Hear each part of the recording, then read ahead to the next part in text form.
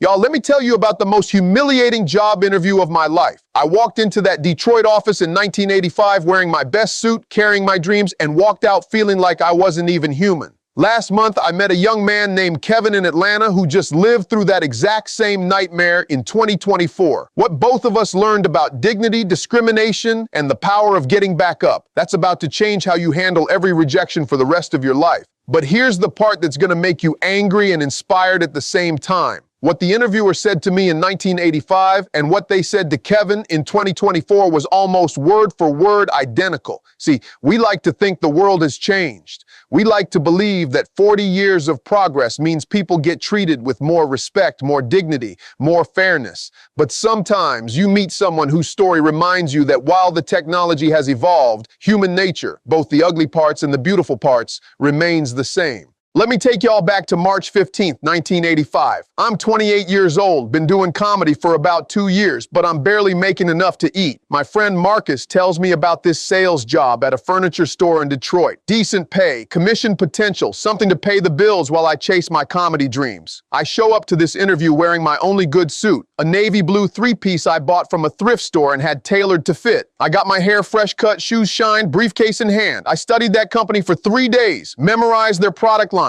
practiced my pitch in the mirror. The ad said they were looking for energetic sales professionals with good communication skills. Y'all, I was confident. I could talk to anybody. I could sell ice to an Eskimo, and I needed that job.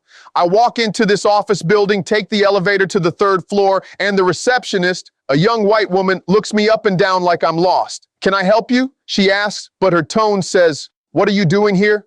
"I'm here for the sales position interview," I tell her. "Steve Harvey, 2 o'clock appointment."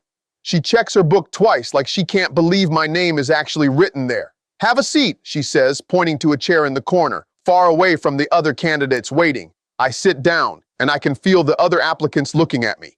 All white, all older, all wearing expensive suits that didn't come from no thrift store. But I'm thinking, that's okay, Steve. You got this. You're gonna show them what you're made of. After 30 minutes, and I watched them call 3 people who came in after me, finally, this man comes out. Middle-aged, gray suit, the kind of handshake that's supposed to show you who's in charge. "Steve Harvey," he says, looking at his clipboard like he's reading a foreign language. "Yes, sir, that's me." He looks me up and down, then says, "Well, come on back.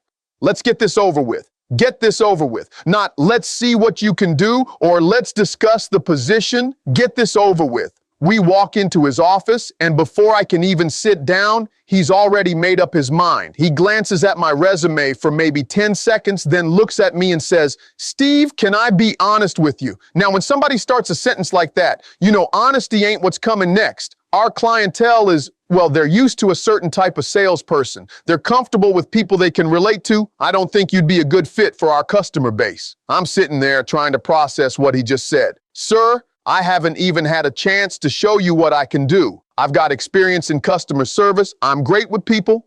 He cuts me off. "Look, I'm sure you're a nice guy, but this is about what's best for business. Our customers expect a certain standard. You understand?" Y'all, I understood perfectly. He was telling me I wasn't white enough to sell furniture to white people. But then he said something that really got to me. He leaned back in his chair and said, "Maybe you should try somewhere more urban. You know, somewhere that fits your background."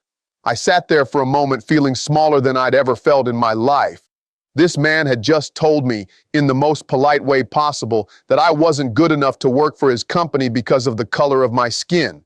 Now fast forward to last month. I'm in Atlanta doing a corporate speaking event about overcoming adversity. During the Q&A, this young man raises his hand. Well-dressed, articulate, but I can see something broken in his eyes. "Mr. Harvey," he says, "how do you maintain your self-worth when someone makes you feel like you don't belong anywhere?" After my talk, he approaches me. His name is Kevin Washington. He's 29 years old, MBA from Morehouse, 5 years of marketing experience, and he just had what he calls the worst interview of his life. "Mr. Harvey," Kevin tells me, "I applied for a marketing director position at a tech startup here in Atlanta. Great company, perfect fit for my experience, exactly what I've been working toward." Kevin describes preparing for this interview like it was the biggest moment of his career. He researched the company for weeks, studied their products, their competition, their market position. He bought a new suit, got a fresh haircut, practiced his presentation until he could do it in his sleep. I walked into that office feeling confident, Kevin says. I was ready to show them what I could bring to their team. The interview starts off normal. Kevin's talking to the hiring manager, a woman about his age, and things seem to be going well. His experience aligns perfectly with what they need. His ideas are innovative. He's answering every question with confidence. Then the CEO walks in. Older white man, expensive suit, the kind of guy who's used to being the smartest person in the room. "So you're Kevin," he says, looking at Kevin like he's studying him under a microscope. "Yes, sir. Pleasure to meet you." The CEO sits down, glances at Kevin's resume, then says, "Kevin, can I ask you something? Are you sure you'd be comfortable in our work environment? I mean, we're a pretty fast-paced, high-pressure culture here." Kevin's confused.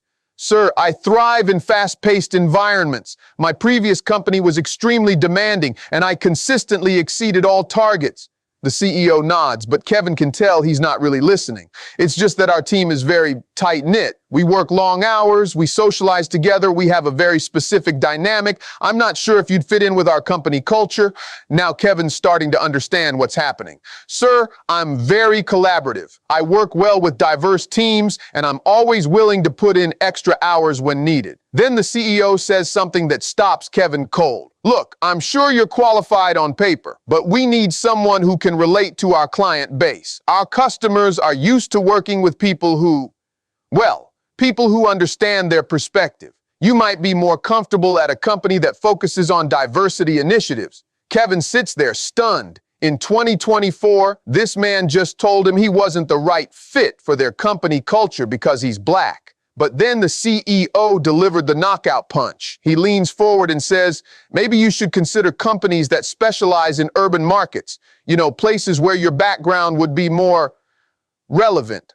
Kevin tells me he sat in that office, listening to almost the exact same words I heard 39 years earlier, feeling the exact same humiliation, the exact same rage, the exact same sense of being reduced to nothing but the color of his skin. Now let me tell you what I told Kevin, because this is the lesson that took me decades to learn. See, what both Kevin and I discovered is that discrimination isn't about your qualifications. It's about their limitations. When someone judges you based on your race, your background, your appearance, they're not revealing something about you. They're revealing something about themselves. That interviewer in Detroit in 1985, he wasn't evaluating my sales ability. He was exposing his own prejudice. The CEO in Atlanta in 2024, he wasn't assessing Kevin's qualifications, he was displaying his own narrow-mindedness. Here's what both Kevin and I had to learn. You can't control other people's ignorance, but you can control your response to it. You can't change their minds, but you can change your mindset. When someone tries to diminish you because of who you are, they're not defining your worth. They're defining their character. When someone tells you that you don't belong, they're not stating a fact about you. They're stating a fact about their own limitations.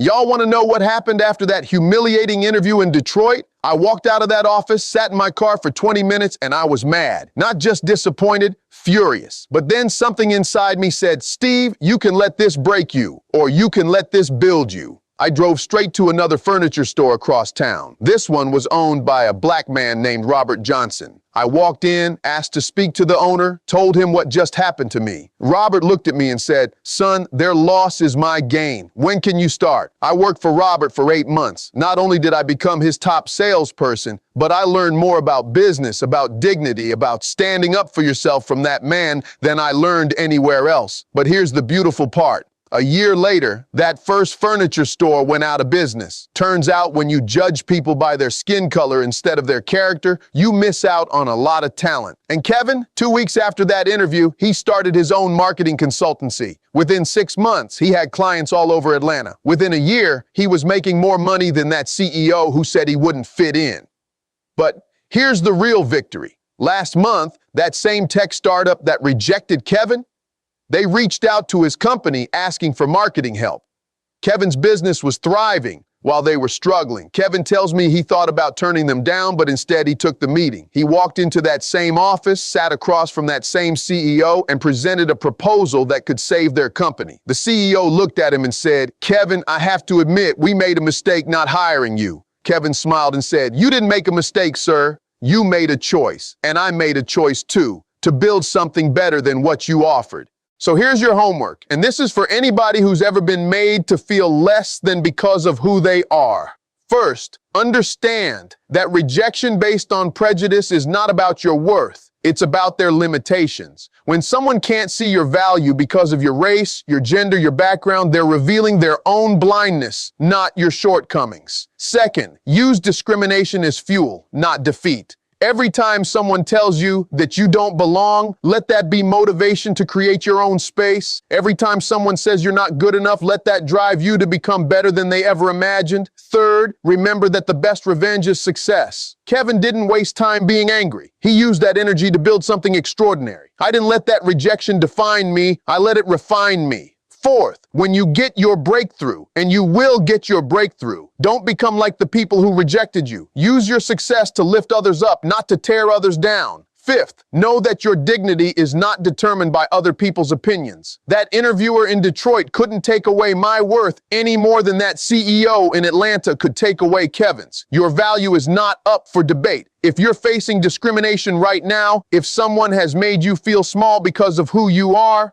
remember this: they can reject your application, but they can't reject your destiny. They can close their door, but they can't close your opportunities. Kevin learned what I learned 40 years ago. Sometimes the job you don't get is preparing you for the business you're meant to build. Sometimes the company that won't hire you is making room for the company you're meant to create. Your skin color is not a limitation, it's a strength. Your background is not a barrier, it's a bridge. Your difference is not a deficit, it's your advantage. So the next time someone looks at you and says you don't belong, look right back at them and say, "You're right. I don't belong here. I belong somewhere better." Because Kevin and I both learned that sometimes the worst interview of your life is just preparing you for the best opportunity of your life. And remember, when they say you're not good enough, they're not talking about your abilities. They're talking about their prejudices. Don't let their limitations become your limitations. Your breakthrough is coming. Your opportunity is waiting. Your success is inevitable. And when it happens, and it will happen, you'll realize that every rejection was just redirection. Every closed door was just clearing the path for the door that was meant to open for you. Keep your head up, keep your dignity intact, and keep moving forward, because your story isn't over, it's just getting started.